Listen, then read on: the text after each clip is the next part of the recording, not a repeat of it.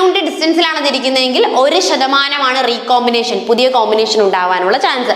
2 മാപ്പ് unit distance ആണെങ്കിൽ 2%. എന്തെങ്കിലും prolonged അല്ല, ഒരു സിഗ്നൽ കിട്ടി ആ സിഗ്നൽ നിശ്ചിത സമയത്തിനുള്ളത് സ്റ്റോപ്പ് ചെയ്യണം. പക്ഷെ ഇവിടെ എന്താണ്, ഈ ഒരു ബീറ്റാ അറസ്റ്റിന് ഇല്ലെങ്കിൽ എന്ത് പറ്റും, ആ സിഗ്നൽ ഇങ്ങനെ പ്രൊലോങ്ഡ് ആയിട്ട് നടക്കുമല്ലേ.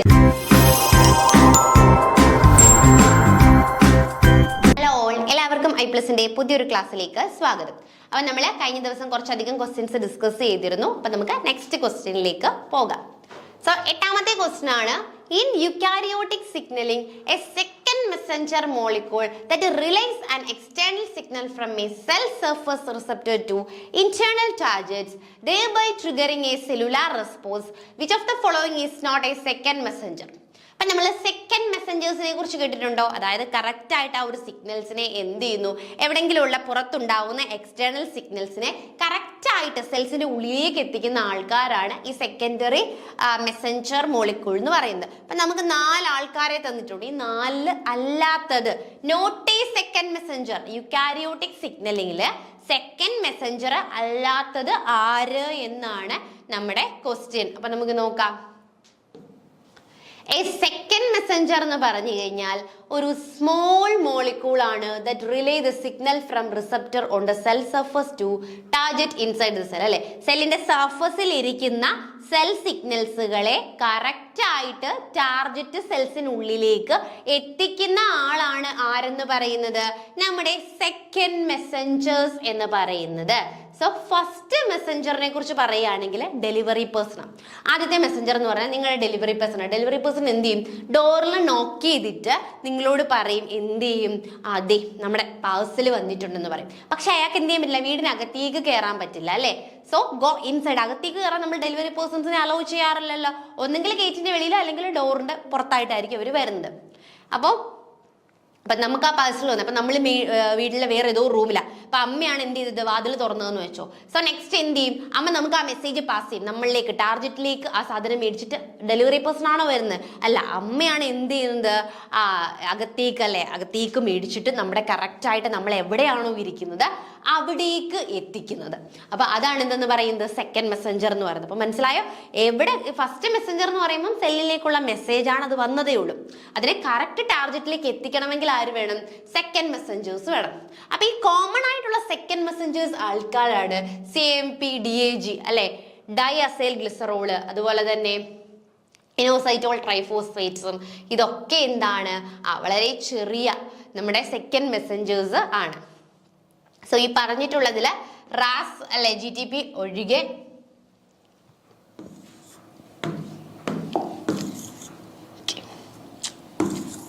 റാസ് GTP ഒഴികെ ബാക്കിയെല്ലാം എന്താണ്, സെക്കൻഡ് മെസ്സഞ്ചേഴ്സ്. അപ്പൊ സെക്കൻഡ് മെസ്സഞ്ചേഴ്സ് മനസ്സിലായല്ലോ. അപ്പോൾ എന്താണ്, നമ്മൾ അതിന്റെ ഒരു നെയിം ഒന്ന് ആലോചിച്ച് നോക്കിക്കോളൂ എപ്പോഴും, നമ്മുടെ ഫസ്റ്റ് മെസ്സഞ്ചേഴ്സും സെക്കൻഡ് മെസ്സഞ്ചേഴ്സും. 9th ക്വസ്റ്റ്യനിലേക്ക് പോകാം. In a mouse model where beta arrestin has been knocked out, which one of the following outcome is most likely to occur? ഇപ്പോൾ ഒരു മൗസ് മോഡൽ അറിയാമല്ലോ അല്ലേ, നമ്മൾ എന്ത് ചെയ്യും, ചില എക്സ്പെരിമെന്റ്സുകളൊക്കെ ചെയ്യാനായിട്ട് മൗസിനെ എടുക്കും. അപ്പൊ ഈ മൗസിൽ നിന്ന് നമ്മൾ എന്ത് ചെയ്തു, ബീറ്റാ അറസ്റ്റിനെ എടുത്ത് കളഞ്ഞു, ബീറ്റാ അറസ്റ്റിൻ ജീനെ എടുത്ത് കളഞ്ഞു. സോ എന്തായിരിക്കും ആരിൽ നടക്കുന്നത്, മൗസിൽ നടക്കുന്നത്. വെറുതെ പോയൊരു മൗസിനെ പിടിച്ചിട്ട് നമ്മൾ എന്ത് ചെയ്തു, അതിനകത്ത് ബീറ്റാ അറസ്റ്റിനെ ഞാൻ കളഞ്ഞു. അപ്പൊ ആ മൗസിൽ ആ ഒരു ജീന്റെ എന്ത് എഫക്റ്റ് ആയിരിക്കും ഉണ്ടാവുന്നത്? കുറെ ഓപ്ഷൻസ് ഉണ്ട്. അപ്പൊ നമുക്കൊന്ന് നോക്കാം. അപ്പോൾ നമ്മൾ ലബോറട്ടറികളിൽ മൈസുകളെ യൂസ് ചെയ്യാറുണ്ട് അല്ലേ, സ്റ്റഡീസിനും മറ്റുമായിട്ട്. കാരണം എന്താ, നമ്മുടെ അപ്രോക്സിമേറ്റ്ലി 90% ഓഫ് ദ DNA മൈസിന്റെയും ഹ്യൂമൻസിന്റെയും സിമിലറാണ്. സോ എന്ത് ചെയ്യും, നമ്മൾ കൂടുതൽ സ്റ്റഡീസിനായിട്ടൊക്കെ മൈസിനെ യൂസ് ചെയ്യാറുണ്ട്. ഇപ്പൊ ഈ നോക്കൗട്ട് മെത്തേഡ് എന്ന് പറയുമ്പോൾ അവിടെ എന്താണ്, ടേണിംഗ് ഓഫ് ആണ്. ഒരു സ്പെസിഫിക് ജീനായിട്ടുള്ള നമ്മൾ പറഞ്ഞിട്ടുള്ള ബീറ്റാ അറസ്റ്റിനെ എടുത്ത് കളയുക ചെയ്യുന്നത്. എന്തിനാ കളയുന്നതെന്ന് ചോദിച്ചു കഴിഞ്ഞാൽ, അങ്ങനെ അതിനെ കളഞ്ഞു കഴിഞ്ഞാൽ എന്തായിരിക്കും നടക്കുന്നത്. അപ്പൊ നമുക്ക് എന്ത് മനസ്സിലാവും, എന്തോ ഒരു പ്രോസസ്സ് അവിടെ എന്ത് ചെയ്യും, ഇന്ററപ്റ്റ് ആവും. അപ്പൊ ഇന്ററപ്റ്റ് ആവുന്ന സമയത്ത് അത് നമ്മുടെ ഫംഗ്ഷൻ ആയിട്ട് നമുക്ക് മനസ്സിലാവും അല്ലെ. ഇപ്പം ഇപ്പം നിങ്ങളുടെ വീട്ടിൽ ഒരു ദിവസം അമ്മയില്ലാന്ന് വെച്ചു. അപ്പൊ അമ്മയില്ല എങ്കിൽ എന്ത് ചെയ്യും, പരിപാടികളൊന്നും നടക്കില്ല അല്ലേ. അപ്പം മെയിൻ അമ്മയാണ്. അപ്പം അമ്മയില്ല എങ്കിൽ അവിടുത്തെ പരിപാടികളൊന്നും നടക്കില്ല. അപ്പം നമുക്ക് മനസ്സിലാവും അമ്മ ഇത്ര കാര്യങ്ങൾ ചെയ്യുന്നുണ്ടായിരുന്നു എന്ന് നമുക്ക് മനസ്സിലാവും. അതേ കേസാണ് ഇവിടെയും. ആ ഒരു ജീനെ എടുത്തു കളയുമ്പോൾ അല്ലെങ്കിൽ ആ ഒരു ഇതിനെ എടുത്തു കളയുമ്പോൾ അത് ആ ഒരു പ്രോസസ്സ് അവിടെ നടക്കില്ല. സോ അതിന്റെ ഫംഗ്ഷൻ നമുക്ക് മനസ്സിലാവാൻ പറ്റും. അപ്പം when a cell gets signal, ഒരു സെല്ലിന് സിഗ്നൽ കിട്ടിയെന്ന് വെച്ചോ. Beta arrestin act like a brake to stop the signal after a while. The stopping process is called desensitization. അപ്പം നിങ്ങൾ സെല്ലിന് ഒരു സിഗ്നൽ കിട്ടി. ആ ഒരു സിഗ്നൽ കുറച്ച് സമയം കഴിയുമ്പോൾ, അത് ആവശ്യം കഴിയുമ്പോൾ എന്ത് ചെയ്യും, സ്റ്റോപ്പ് ചെയ്ത് വെക്കാനായിട്ടാണ് ആര് സഹായിക്കുന്നത്? നമ്മുടെ ബീറ്റ അറസ്റ്റിൻ സഹായിക്കുന്നത്. അല്ല, അത് കണ്ടിന്യൂലി പ്രൊലോങ്ഡ് ആയിട്ടിരിക്കില്ല. എന്തെങ്കിലും പ്രൊലോങ്ഡ് അല്ല, ഒരു സിഗ്നൽ കിട്ടി, ആ സിഗ്നൽ നിശ്ചിത സമയത്തിനുള്ളത് സ്റ്റോപ്പ് ചെയ്യണം. പക്ഷെ ഇവിടെ എന്താണ്, ഈ ഒരു ബീറ്റ അറസ്റ്റിൻ ഇല്ലെങ്കിൽ എന്ത് പറ്റും, ആ സിഗ്നൽ ഇങ്ങനെ പ്രൊലോങ്ഡ് ആയിട്ട് നടക്കും അല്ലെ. സ്റ്റോപ്പ് ചെയ്യാനുള്ള എബിലിറ്റി പോയി. സ്റ്റോപ്പ് ചെയ്യേണ്ടത് ആരാണ്? ബീറ്റ അറസ്റ്റിൻ ജീനാണ് സ്റ്റോപ്പ് ചെയ്യുന്നത്. അപ്പൊ ബീറ്റ അറസ്റ്റിനെ എടുത്തു കളഞ്ഞു കഴിഞ്ഞാൽ ആ സിഗ്നൽ എന്ത് ചെയ്യും, പ്രൊലോങ്ഡ് ആയിട്ട് ഇങ്ങനെ നടന്നുകൊണ്ടേയിരിക്കും. സെല്ലിന് സ്റ്റോപ്പ് ചെയ്യാനുള്ള എബിലിറ്റി നഷ്ടമാകും. ആ ഒരു പ്രോസസ്സിനെയാണ് ഡീസെൻസൈറ്റൈസേഷൻ എന്ന് വിളിക്കുന്നത്. അപ്പൊ നോക്കിയേ, മൗസ് മോഡലില് നമ്മൾ ബീറ്റ അറസ്റ്റിനെ അങ്ങ് റിമൂവ് ചെയ്ത് കളഞ്ഞാൽ എന്താ സംഭവിക്കുക? ബീറ്റ അറസ്റ്റിന്റെ ഫംഗ്ഷൻ മനസ്സിലാക്കണം അല്ലെ. ബീറ്റ അറസ്റ്റിന് ഒരു ബ്രേക്ക് അല്ലെങ്കിൽ ഒരു സ്റ്റോപ്പ് ഫംഗ്ഷൻ ആണ് ഉള്ളത്. കുറേ സമയം ഒരു സെല്ലിന് സിഗ്നൽ കിട്ടിക്കഴിയുമ്പോൾ ആ സെൽ എന്ത് ചെയ്യുന്നു, ആ കുറച്ച് കഴിയുമ്പോൾ സ്റ്റോപ്പ് ചെയ്യുന്നു. സെല്ലിനെ സ്റ്റോപ്പ് ചെയ്യാനുള്ള ആ ഒരു കഴിവ് കൊടുക്കുക ചെയ്യുന്നത്. പക്ഷെ ഇതില്ലെങ്കിൽ എന്ത് ചെയ്യും, ആ സിഗ്നൽസ് പ്രൊലോങ്ഡ് ആയിട്ട് മാറും. അപ്പൊ അതിന്റെ ഡീസെൻസൈറ്റേഷൻ എന്ന് പറഞ്ഞാൽ സെല്ലിന് സ്റ്റോപ്പ് ചെയ്യാനുള്ള കഴിവ് അവിടെ നഷ്ടപ്പെടുകയാണ് ചെയ്യുന്നത്. സോ 10ാമത്തെ ക്വസ്റ്റ്യൻ അഗെയിൻ അസേർഷൻ റീസൺ ആണ്. നോക്കാം.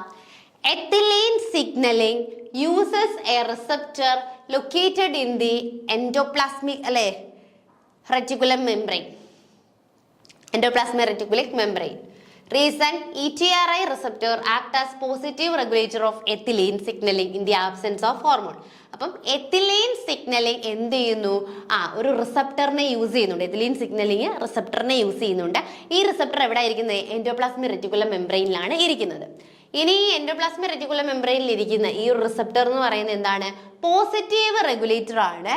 അത് എന്ത് ചെയ്യുന്നു? എത്തിലീൻ സിഗ്നലിംഗ്, ആ ഒരു ഹോർമോണിന്റെ ആബ്സെൻസിൽ പോസിറ്റീവ് റെഗുലേറ്റർ ആയിട്ടാണ് ആക്ട് ചെയ്യുന്നതെന്നാണ് പറഞ്ഞിട്ടുള്ളത്. സോ നമുക്ക് നോക്കാവുന്ന എത്തിലീൻ റിസപ്റ്റേഴ്സ് ആയിട്ടുള്ള ETR1 പോലെയുള്ളവ, എത്തിലീനെ റിസപ്റ്റ് ചെയ്യുന്ന എത്തിലീൻ റിസപ്റ്റേഴ്സ് ആയിട്ടുള്ള ETR1 പോലെയുള്ളവ എൻഡോപ്ലാസ്മിക് റെറ്റിക്കുലത്തിലാണ് ഇരിക്കുന്നത്. കറക്റ്റ് ആണ് നമ്മുടെ അസേർഷൻ പറഞ്ഞിട്ടുള്ളത്. Not on the outer cell wall, ethylene is a gas, so it can easily enter the cell and reach the endoplasmic reticulum. അല്ലെ, അപ്പൊ ethylene receptors ഇരിക്കുന്നത് endoplasmic reticulum ആണെന്നുള്ളത് correct ആണ്. In the absence of ethylene ഇല്ലെങ്കിൽ ഈ ethylene receptors എന്ത് ചെയ്യും? Actually block the signalling. Ethylene ഉണ്ടെങ്കിൽ മാത്രമല്ലേ എന്നെ സ്വീകരിക്കേണ്ടുള്ളൂ. എത്തിലീൻ ഇല്ലെങ്കിൽ എന്ത് ചെയ്യും? ബ്ലോക്ക് ചെയ്യാണ് ചെയ്യുന്നത്. സോ ഒരിക്കലും പോസിറ്റീവ് റെഗുലേറ്റർ അല്ല, എന്ത് ചെയ്യാണ്? നെഗറ്റീവ് റെഗുലേറ്റർ ആണ് അല്ലേ. എത്തിലീൻ ഉണ്ടെങ്കിൽ മാത്രമേ അത് എന്ത് ചെയ്യുകയുള്ളൂ? പോസിറ്റീവ് ആയിട്ട് ആക്ട് ചെയ്യത്തുള്ളൂ. It only stop blocking when ethylene is present. So എന്തായിരുന്നു അസേർഷൻ എന്ന് പറയുന്നത്? എത്തിലീൻ സിഗ്നലിംഗ് അല്ലെ. എത്തിലീൻ സിഗ്നലിംഗ് ഇരിക്കുന്നത് എൻഡോപ്ലാസ്മിക് റെറ്റിക്കുലം ആണ്. അത് കറക്റ്റ് ആയിട്ടുള്ളതാണ്. അതിലെ എത്തിലീൻ എന്താ നമ്മൾ പറയണ്ടേ? എത്തിലീൻ റിസപ്റ്റർ ആയിട്ടുള്ള ETR1 പോലെയുള്ളവ എന്ത് ചെയ്യുന്നു? ഒരിക്കലും എത്തിലീന്റെ ആബ്സെൻസിൽ, എത്തിലീൻ ഇല്ല എങ്കിൽ എത്തിലീന്റെ ആബ്സെൻസിൽ ഒരിക്കലും പോസിറ്റീവ് അല്ല, എന്ത് ചെയ്യാണ്? ബ്ലോക്ക് ചെയ്യുകയാണ്. സിഗ്നൽസിനെ കംപ്ലീറ്റ്ലി ബ്ലോക്ക് ചെയ്യാണ് ചെയ്യുന്നത്. സോ ഇവിടെ അസേർഷൻ മാത്രമേ ട്രൂ ഉള്ളൂ. Assertion is true but the reason എന്ന് പറയുന്നത് എന്താണ്? ഫോൾസ് ആണ്. സോ 11 നോക്കാം. Match the RNA type with their respective RNA polymerase in eukaryote അല്ലെ.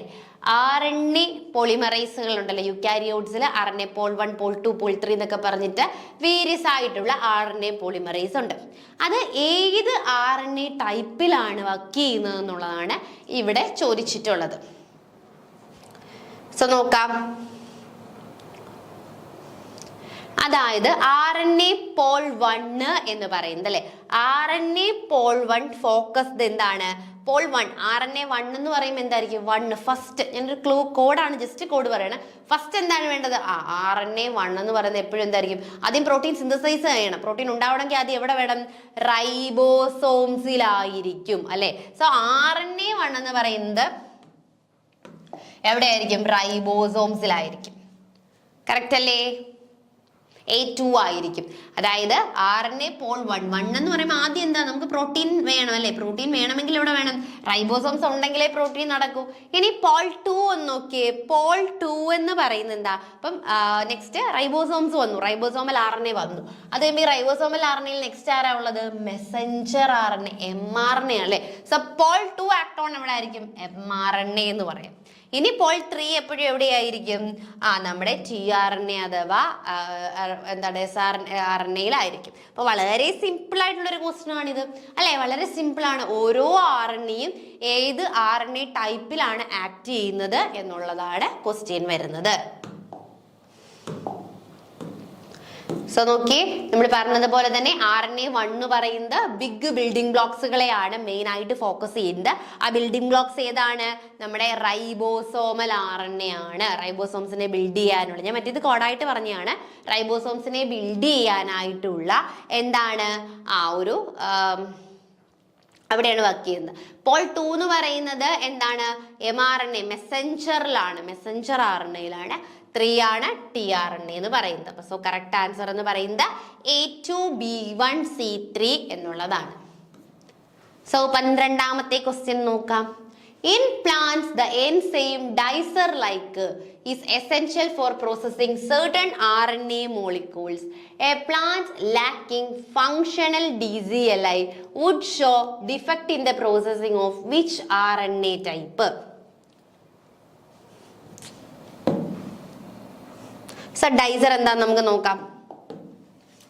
നമ്മുടെ ഡൈസർ ലൈക്ക് DCL1 എന്ന് പറയുമ്പോൾ എന്താ മെയിൻ ആയിട്ട്, സിസേഴ്സ് ആണ് അല്ലെ, നമുക്കറിയാം കട്ട് ചെയ്യുന്നതാണ് ഡൈസേഴ്സ് എന്ന് പറയുന്നത്. പ്രൈമറി ജോബ് എന്താന്ന് ചോദിച്ചു കഴിഞ്ഞാൽ ലോങ് മൈക്രോ RNA എന്ത് ചെയ്യുന്നു, ലോങ് മൈക്രോ RNAനെ മെച്ചർ മൈക്രോ RNA ആയിട്ട് മാറ്റും. ഇപ്പൊ ഡൈസേഴ്സിന്റെ ഫംഗ്ഷൻ എന്ന് പറയുമ്പോൾ ഇത് പ്ലാന്റ്സിൽ ഒരു സിസേഴ്സ് ആയിട്ട് ആക്ട് ചെയ്യുന്നു. മെയിൻ ആയിട്ട് ലോങ് പ്രൈമറി മൈക്രോ RNAസിനെ മെച്ചർ മൈക്രോ RNA ആയിട്ട് മാറ്റും. ഈ മെച്ചർ മൈക്രോ RNA എന്തിന് ഭയങ്കര ഇമ്പോർട്ടന്റ് ആണ്, പോസ്റ്റ് ട്രാൻസ്ക്രിപ്ഷണൽ ജീൻ സൈലൻസിങ്ങില് വളരെയധികം ഇമ്പോർട്ടന്റ് ആണ്.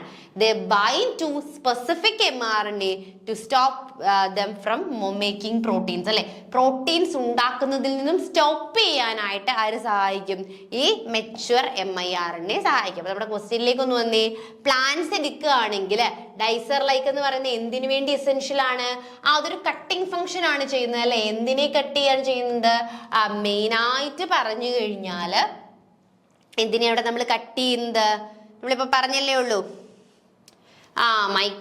പ്രൈമറി മൈക്രോ RNA നമ്മൾ മെച്ചർ മൈക്രോ RNA ആയിട്ട് മാറ്റാണ് ചെയ്യുന്നത്. ഈ മൈക്രോ RNA വളരെ ഇമ്പോർട്ടന്റ് ആണ്, പോസ്റ്റ് ട്രാൻസ്ക്രിപ്ഷണൽ സൈലൻസിങ്ങിൽ വളരെ ഇമ്പോർട്ടന്റ് ആണ്. ഇത് എന്ത് ചെയ്യുന്നു, സ്പെസിഫിക് മെസ്സഞ്ചറെ ബൈൻഡ് ചെയ്തിട്ട് പ്രോട്ടീൻ മേക്കിങ്ങിനെ പ്രിവെന്റ് ചെയ്യുകയാണ് ചെയ്യുന്നത്. അപ്പോൾ ഇവിടെ നമ്മളോട് ചോദിച്ചിരിക്കുന്നത് പ്ലാന്റ് ഈ ഒരു ഡൈസർ എന്താണ് എൻസൈം ആബ്സെന്റ് ആണെന്ന് വെച്ചു, ആബ്സെന്റ് ആണ് എന്ത് സംഭവിക്കുന്ന ചോദിച്ചിരിക്കുന്നത്, അവിടെ മൈക്രോ RNA ഫോർമേഷൻ നടക്കുവോ, ഇല്ല. Abnormal post transcriptional gene silencing ഉണ്ടാവും അല്ലെ. നോർമൽ ആയിട്ടുള്ള പോസ്റ്റ് ട്രാൻസ്ക്രിപ്ഷണൽ ജീൻ സൈലൻസിങ്ങിന് മൈക്രോ RNA ആവശ്യമാണ്. ഈ മൈക്രോ RNAയുടെ സിന്തസിസിനാണ് ആര് സഹായിക്കുന്നത്, നമ്മുടെ ഡൈസർ സഹായിക്കുന്നത്. അപ്പൊ ഡൈസർ ഇല്ലെങ്കിൽ ഈ ഒരു മൈക്രോ RNAയുടെ സിന്തസിസ് നടക്കില്ല. അപ്പൊ മൈക്രോ RNA ഇല്ലെങ്കിൽ എന്ത് ചെയ്യില്ല, നോർമൽ ആയിട്ടുള്ള പോസ്റ്റ് ട്രാൻസ്ക്രിപ്ഷണൽ ജീൻ സൈലൻസിങ് നടക്കുകയില്ല. ക്ലിയർ അല്ലേ?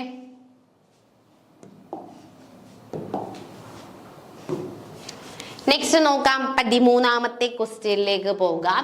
Protein that destined for secretion enter the endoplasmic reticulum lumen through a process is known as co-translational entry. Reason നോക്കുക, the signal recognition particle increase the translation of a growing polypeptide in the endoplasmic reticulum. അസേർഷനും റീസണും രണ്ട് statement കിട്ടിയല്ലോ, നമുക്ക് അതൊന്ന് explain ചെയ്യാം.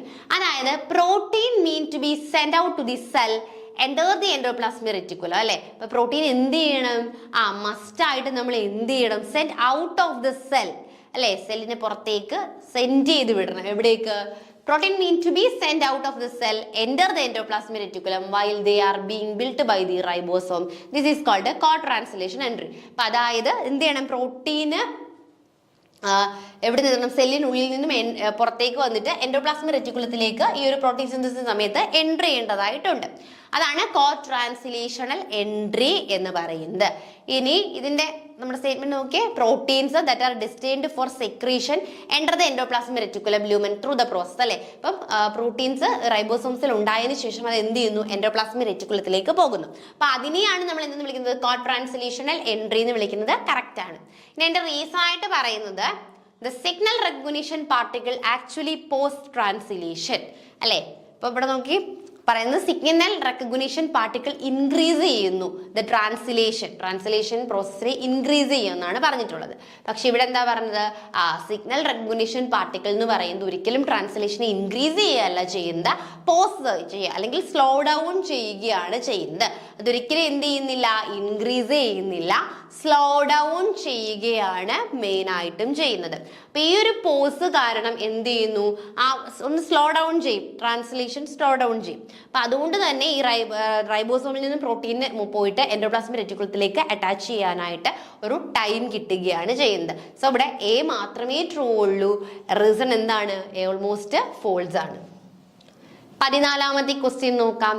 The drosophila gene അല്ലെ, അതിലെ vestigial wings and cinnabar eyes are located at 67 and 57 respectively on chromosome 2. A female form of homozygous strain of vestigial flies was crossed with a male form. Cinnabar flies vestigial flies കൂടി cross ചെയ്യുന്നു. The F1 hybrid were phenotypically wild type. Identify the four kind of gametic proportion the F1 female produce. അപ്പൊ ഇത് സ്ഥിരമായിട്ട് ഇപ്പം ഈ ഒരു type of pattern of questions repeat ചെയ്യുന്നുണ്ട്. ക്വസ്റ്റ്യന്റെ വലിപ്പം കണ്ടിട്ട് നമ്മൾ പേടിക്കേണ്ട കാര്യമില്ല, നമുക്ക് വളരെ എളുപ്പത്തിൽ ഇതിലെ ആൻസേഴ്സ് കണ്ടെത്താം. അപ്പൊ നമുക്ക് വേണ്ട രണ്ട് ഇൻഫർമേഷൻസ് ഉണ്ട്, രണ്ട് ഡിസ്റ്റൻസുകൾ പറഞ്ഞിട്ടുണ്ട് അല്ലെ, 67 57. 2 ജീൻസ് എന്താ പറഞ്ഞിട്ടുള്ളത്, രണ്ട് ജീൻസുകൾ ലൊക്കേറ്റ് ചെയ്തിരിക്കുകയാണ്. ഒന്ന് 67 ഒന്ന് 57 ആണ്. അപ്പൊ ഇവ തമ്മിലുള്ള ഡിസ്റ്റൻസ് നമ്മൾ കണ്ടുപിടിക്കും. ഒരു ജീൻ 67 ഒരു 7 57.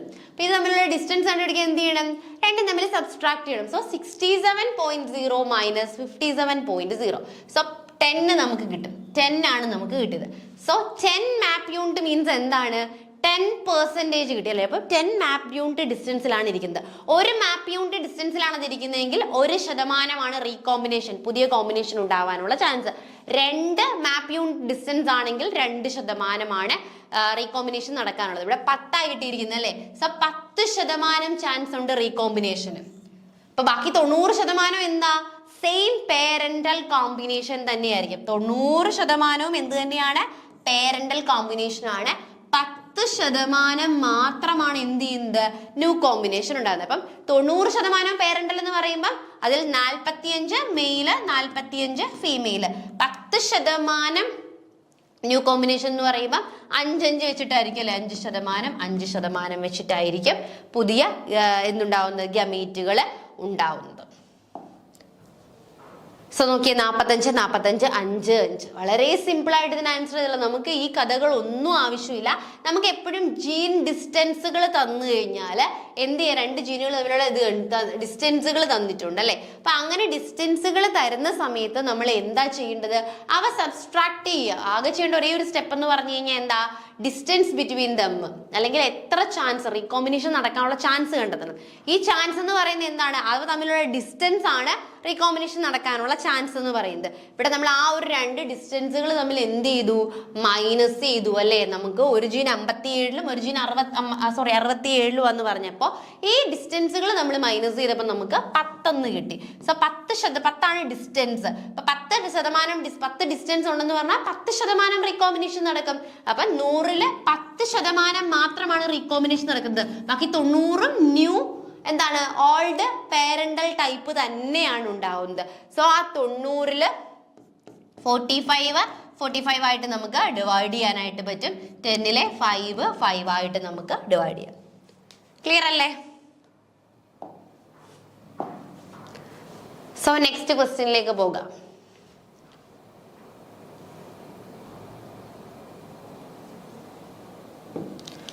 An F1 plant is heterozygous for two linked gene A and B which are 12 map unit apart. ഇവിടെ 12 map unit ഓൾറെഡി തന്നിട്ടുണ്ട്. 12 map unit ആണ്. F1 carries linked dominant allele AB from one parent and linked recessive allele AB. Linked ആയിട്ടുള്ള dominant A ബിയും ഉണ്ട്, recessive A ബിയും ഉണ്ട്.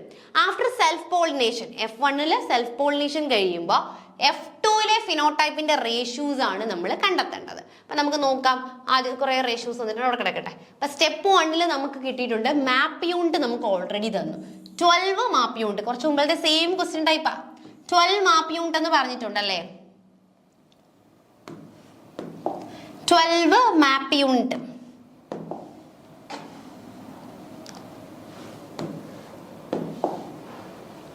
Okay, 12 map unit എന്ന് പറഞ്ഞിട്ടാണ് നമുക്ക് എന്ത് ചെയ്തിട്ടുള്ളത് പറഞ്ഞിട്ടുള്ളത് അല്ലെ. 12 മാപ്പ് യൂണിറ്റ്. അപ്പൊ ഈ 12 മാപ്പ് യൂണിറ്റ് എന്ന് പറയുമ്പോൾ നമുക്ക് ഓൾറെഡി തന്നുണ്ട്. അപ്പം 12% എന്ത് കിടക്കുന്നത്, റീകോമ്പിനേഷൻ ഉണ്ടാവുന്നത് അല്ലെ. പുതിയ കോമ്പിനേഷന് 12% ഉള്ളത്. സോ 100% മൊത്തം എടുക്കുകയാണെങ്കിൽ പേരന്റൽ എന്ന് പറയുന്നത് 88% എന്തുണ്ടാവുന്നത്, പേരന്റൽ അഥവാ ഓൾഡ് കോമ്പിനേഷൻ ഉണ്ടാവുന്നത്. ന്യൂ കോമ്പിനേഷൻ എന്ന് പറയുന്നത് 12% ആയിരിക്കും. സോ നമ്മൾ സ്പ്ലിറ്റ് ചെയ്യാം. 88 എന്ന് പറയുമ്പോൾ എന്താണ്, 88ന്റെ പകുതി എത്രയാണ്, അതായത് ഈച്ച് പേരന്റ് ആണ്. സോ 88/2 ചെയ്യുമ്പോൾ 44 കിട്ടും. So probability of getting A B gamete എന്ന് പറയുന്നത് 44 ആയിരിക്കും. എ ബി എന്ന് പറയുമ്പോൾ എന്താണ്, വൺ ഓഫ് ദ ടു ടൈപ്പാ നമ്മൾ പറഞ്ഞു. ഒന്ന് എ ബിയും ഉണ്ട്, എ ബി ഉണ്ട്, പേരന്റൽ നമ്മുടെ ക്വസ്റ്റ്യനിലുണ്ട്. എവിടെയാണ് നമ്മുടെ നോക്ക്, നമ്മുടെ ക്വസ്റ്റ്യനിലെ 12 മാപ്പ് യൂണിറ്റ് അപ്പാർട്ടാണ്. F1 carries linked dominant A B അല്ലെ. A B from one parent, അതുപോലെ തന്നെ റെസസീവ് എ ബിയും ഉണ്ടെന്ന് പറഞ്ഞു. അപ്പൊ ഇതില് നമുക്ക് 12 മാപ്പ് യൂണിറ്റ് എന്ന് ഓൾറെഡി തന്നിട്ടുണ്ട്. അപ്പൊ എ ബി ആണ്. വൺ പേരന്റ് എ ബി ആണ്, അടുത്ത പേരന്റ് സ്മോൾ ലെറ്റർ എയും സ്മോൾ ലെറ്റർ ബിയും ആണ്. സോ നമുക്ക് 12 മാപ്പ് യൂണിറ്റ് വന്നു. അപ്പൊ 12 മാപ്പ് യൂണിറ്റ് എന്ന് പറയുമ്പോൾ അതിന്റെ അർത്ഥം എന്താ, 12% റീകോമ്പിനേഷൻ നടക്കും. സോ 100-ല് 12% പുതിയ കോമ്പിനേഷനും ആ ഒരു പേരന്റൽ കോമ്പിനേഷൻ 88. 88-ൽ തന്നെ എത്ര ആയിരിക്കും, 44 എ ബി ഉണ്ടാവാനും 44 സ്മോൾ ലെറ്റർ എയും സ്മോൾ ലെറ്റർ ബി ഉണ്ടാവാനും ഉള്ളത്. സോ 44% നമുക്ക് ഡെസിമൽ ഫോംസിലേക്ക് മാറ്റാൻ വേണമെങ്കിൽ 0 പോയിന്റ് അല്ലെ എന്ത് ചെയ്യാം, 100 കൊണ്ട് ഡിവൈഡ് ചെയ്യുന്ന സമയത്ത് 0.44 എന്ന് നമുക്ക് കിട്ടും.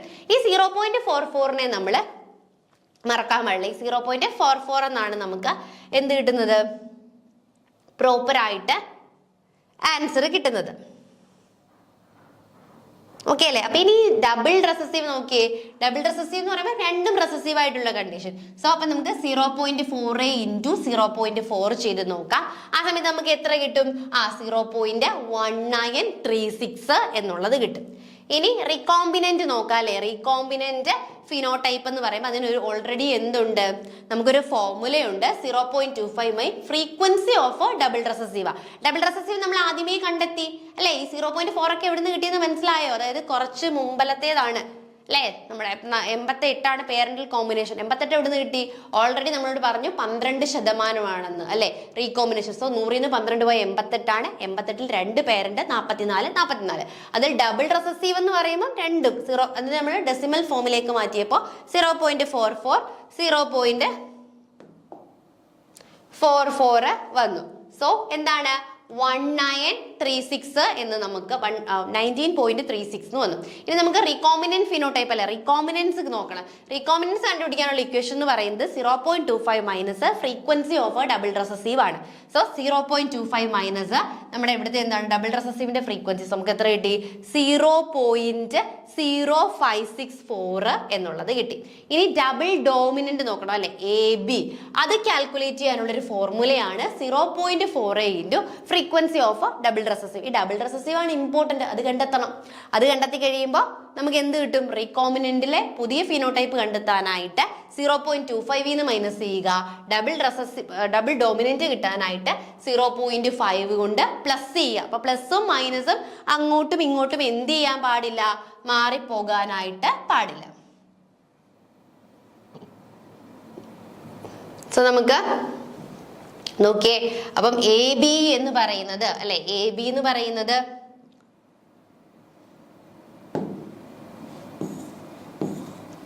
ഓക്കെ, സോ എ ബി എന്ന് പറയുന്നത് എന്താണ്? നമ്മുടെ ഏകദേശം എന്താ പറയേണ്ടത്?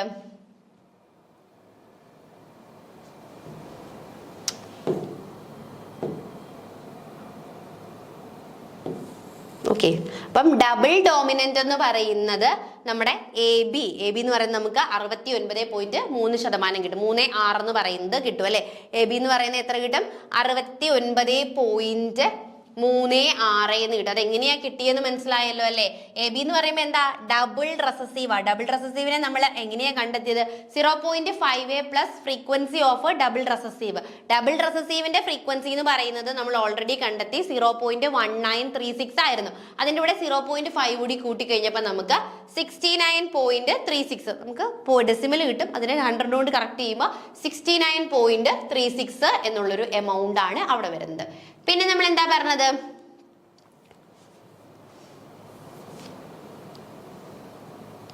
പിന്നെ പുതിയ റീകോമ്പിനന്റ് അല്ലെ, പുതിയ കോമ്പിനേഷൻ എന്ന് പറയുന്നത് നമ്മുടെ പേരന്റൽ കോമ്പിനേഷൻ ഏതൊക്കെയായിരുന്നു?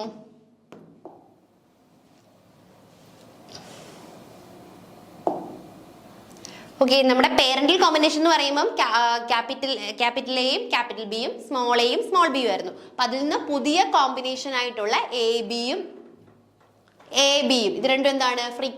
ന്യൂ കോമ്പിനേഷൻസ് ആണ് അല്ലെ, റീകോമ്പിനേഷൻ. അതെന്ന് പറയുന്നത് എന്താണ്? 5.64 5.64 ആണ്. പിന്നെ നമ്മൾ എന്താ കണ്ടുപിടിച്ചത്?